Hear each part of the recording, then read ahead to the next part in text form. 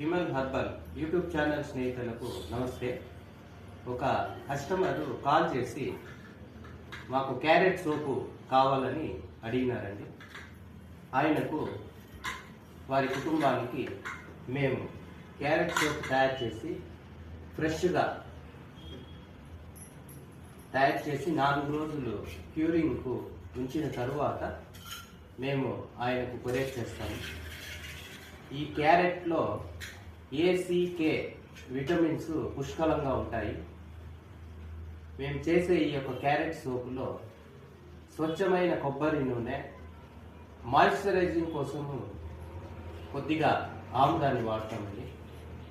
అలాగే shea butter కూడా కొద్దిగా వాడతాము.